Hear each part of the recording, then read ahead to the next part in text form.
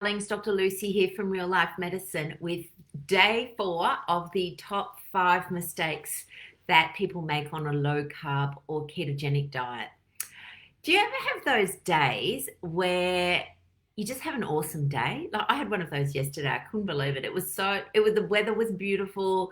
Everything just, I don't know. Well, in fact, it's interesting because when I look back, not everything did go to plan, but uh, we sorted it out. And yeah, I think what it was, my day was completely topped off with we have our Wednesday night coaching call, and it was an awesome session. So I went to bed just sort of going, what a great life I've got.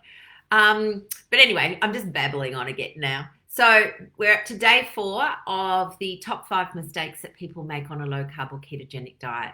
So I'll just recap. On Monday, we talked about the fat macro where people are either not having enough at the start or having too much as they've gone on.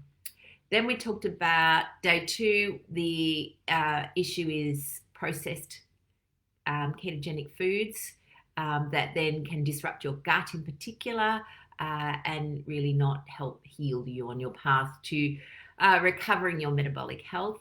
Yesterday we talked about electrolytes, in particular magnesium, and the other one sodium and potassium. And then today I'm actually going to talk about calories.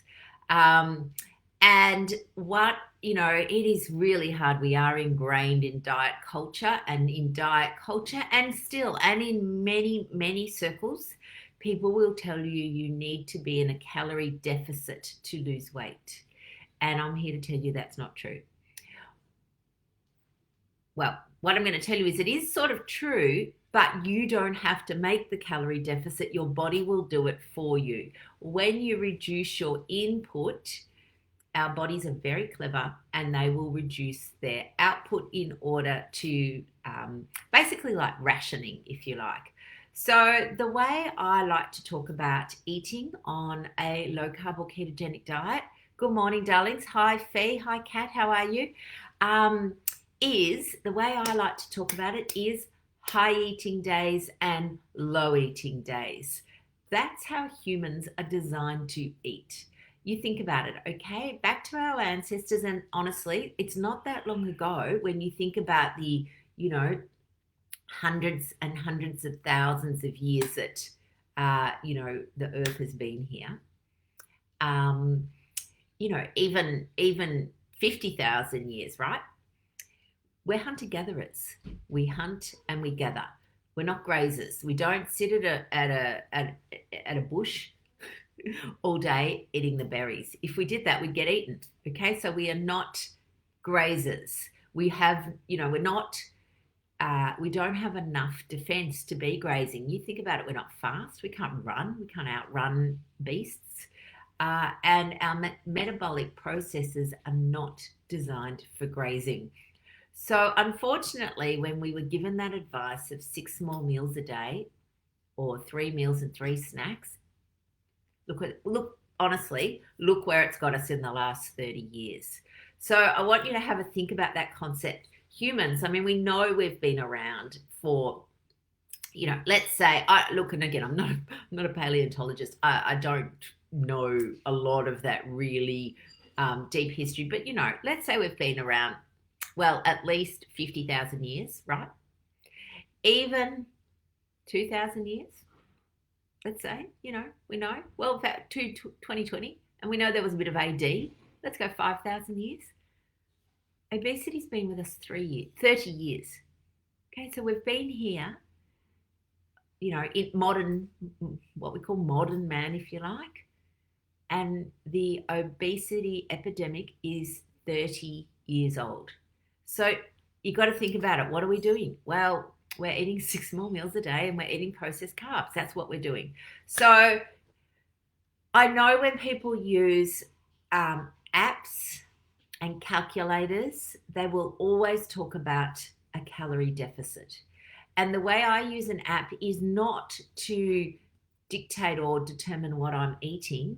It's just every now and then to check in, because I eat high eating days and low eating days. So there are some days I'm never going to make a macro app or make my daily quota, if you like. If I fasted, like how can you? Obviously, you're not eating. So, there's my protein, max 0. I don't get too fussed about that. What I have is high eating days and low eating days. And that's how humans are designed to really flourish. I love that word, flourish. So what I would say to you, peeps, is don't get too fussed over, well, certainly ignore calories, but even in the apps, you need to keep it mixed up, okay? This is, again, when we do the same thing every day, we get the same result every day. So humans love homeostasis.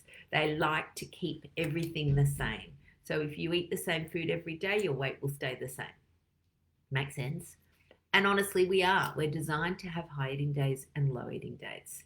So I think that's my simple tip. Don't be bogged down in the calories. Oh, and I guess my one word, do not do long-term calorie restriction. Okay, if you want to ruin your metabolism, do that. But if you don't, if you want to keep your metabolic rate high, then you have high eating days and then low eating days. Don't just have high eating days. Okay, that's obviously not going to help. And don't just have low eating days. You mix it up. All right, beautiful peeps. Again, I've got this ring light in my eyeball. I'll see you tomorrow. I'm also excited, apart from having, as I said, this wonderful, wonderful kind of coaching call that bloody melted my heart. We've got some exciting news coming up for Real Life Medicine, and exciting for you guys as well. But I'm not saying anything yet. I know I'm being a bit of a tease, but Mary and I, super pumped. So keep your eyes peeled, and we'll see you soon. Bye, darlings.